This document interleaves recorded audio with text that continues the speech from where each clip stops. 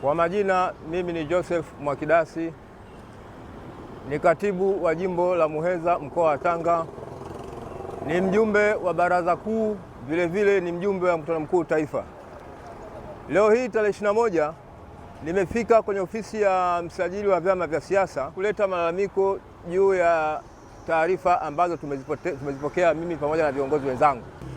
Tarehe 8 mwezi wa 7 tulipokea barua ya kusimamishwa uongozi kila mtu katika jimbo lake.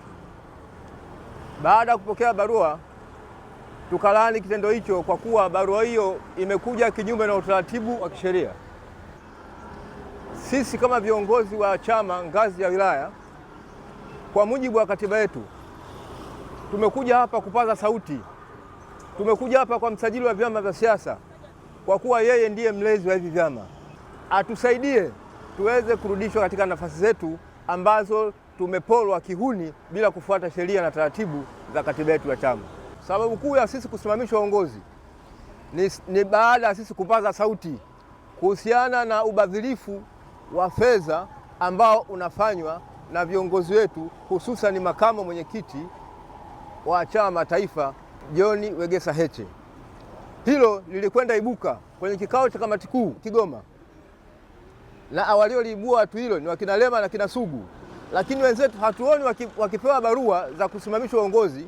Tunashangaa sisi viongozi wa chini wa majimbo ambao ndio tunapata maumivu makubwa kuhusiana na rasilimali fedha ambazo zinatafunwa bila mpangilio huko juu, ndio tunapewa barua, lakini wale wenzetu wako salama. Kwa jina naitwa Mathias Cosmas Kamiliwe, mwenyekiti wa Chama cha Demokrasia na Maendeleo wilaya ya Kilindi, na vile ni mjumbe kwenye mkutano mkuu na baraza kuu la taifa. Ni wajibu wangu mwenyekiti kueleza umma kwamba kinachofanyika hapa kiko tofauti na mwenendo mzima wa Chama cha Demokrasia na Maendeleo, na hiyo ndio maana ya demokrasia.